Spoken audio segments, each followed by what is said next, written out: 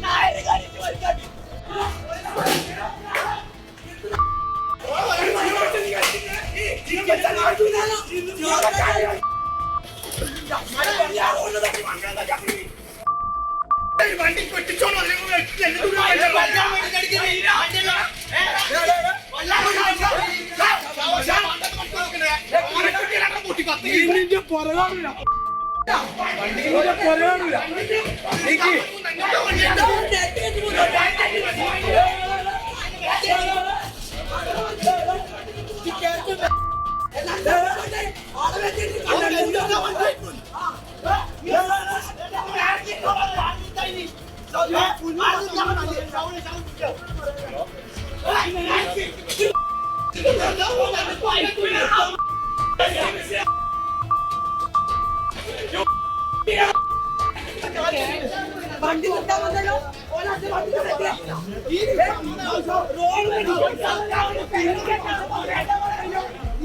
വണ്ടി നിർത്തി മുന്നിൽ വണ്ടി നമുക്ക്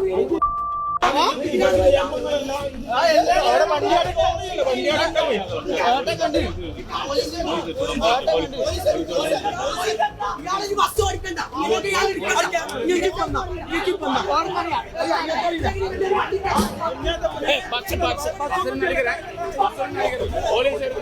ബസ്സിനടിക്കുന്നില്ല.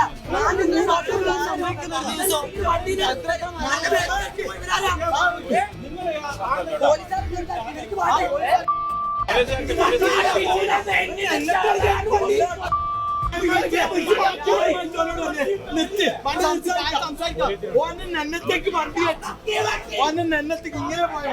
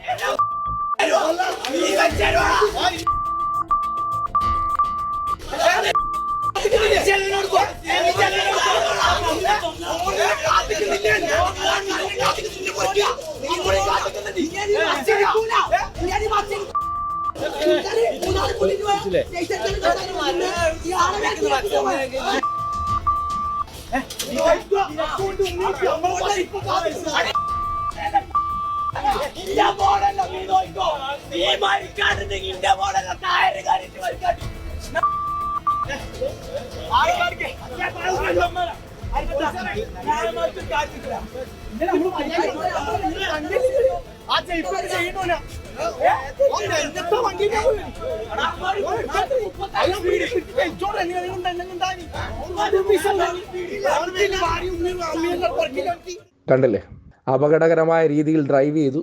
ആ ഡ്രൈവ് ചെയ്യുന്നവരെ ഇത്രയും ദിവസം ഇവിടെ ക്ലാസ് എടുത്തുകൊണ്ടിരുന്ന സംഘി കൊങ്കി ടീംസ് പറയുന്നത് പോലെ ഉത്തമ പുരുഷന്മാരായിട്ടല്ല നാട്ടുകാർ കൈകാര്യം ചെയ്തിരിക്കുന്നത്.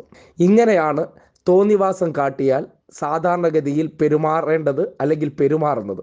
പക്ഷേ ആര്യ രാജേന്ദ്രനും സച്ചിൻ ദേവും അവിടെ കുറച്ച് മര്യാദ കാട്ടി. അയാളോട് ചോദ്യം ചോദിച്ചതേ ഉള്ളൂ. പക്ഷേ ആ ഞരമ്പ് രോഗി മുണ്ടുപൊക്കിയായിട്ടുള്ള യദു അവൻ ഒരു സംഖ്യയായപ്പോൾ കാര്യങ്ങൾ മൊത്തം തകിടം മറിയുന്നൊരവസ്ഥയിലെത്തി. പക്ഷേ നടക്കേണ്ടിയിരുന്നത് എന്താണ്? ദേ ഈ കാണും പോലെയാണ്.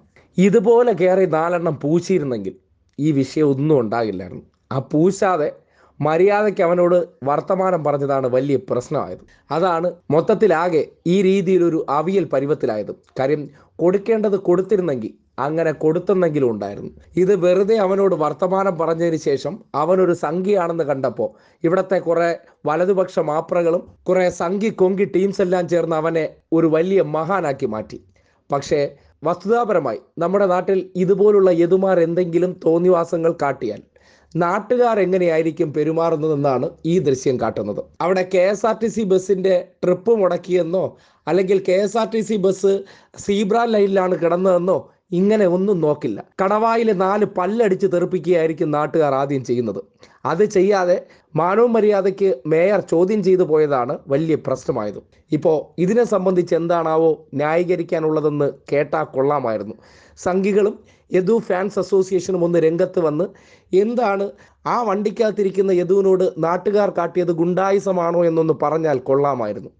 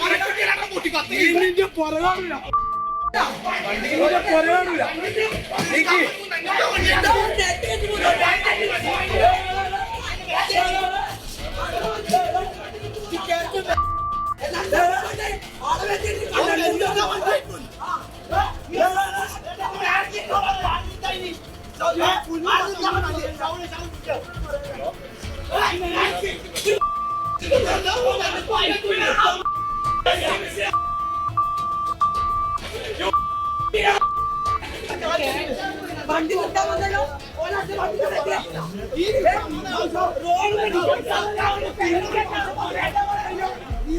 വണ്ടി നിർത്തി മുന്നിൽ വണ്ടി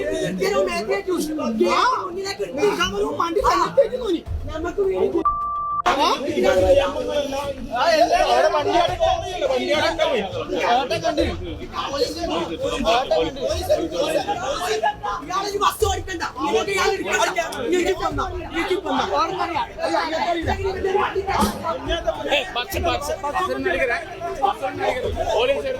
ബസ്സിനടിക്കുന്നില്ല